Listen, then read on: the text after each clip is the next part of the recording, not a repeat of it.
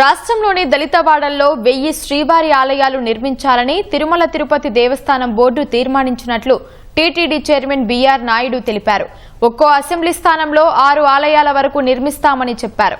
మత మార్పిడుల కట్టడికి శ్రీవాణి ట్రస్ట్ నిధులతో ఆలయాలు నిర్మిస్తున్నట్లు వివరించారు. ఈ దళితవాడల్లో సుమారు 1000 టెంపుల్స్ కట్టాలని చెప్పి నిర్ణయం తీసుకోవడం జరిగింది. ఒక్కొక్క ఎమ్మెల్యే కాన్స్టిట్యున్సీకి 5-6 టెంపుల్, అదే ఎంపీ ఉంటే ఒక 10 టెంపుల్స్ వాళ్ళ ద్వారా వాళ్ళ యొక్క నియోజకవర్గంలో కట్టడానికి అనుమతిస్తాం. దళితవాడల్లో ఎక్కువగా ఈ కన్వర్షన్ జరుగుతున్నాయి. అవన్నీ ఆపాలంటే మనం ఇలాంటి టెంపుల్స్ కట్టాలి, ఎన్నో కట్టాలి.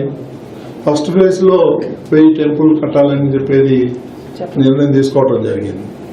ఇదంతా కేవలం ముఖ్యమంత్రి గారి ఆదేశాల మేరకు మేము ఈరోజు ఈ నిర్ణయం తీసుకున్నాం.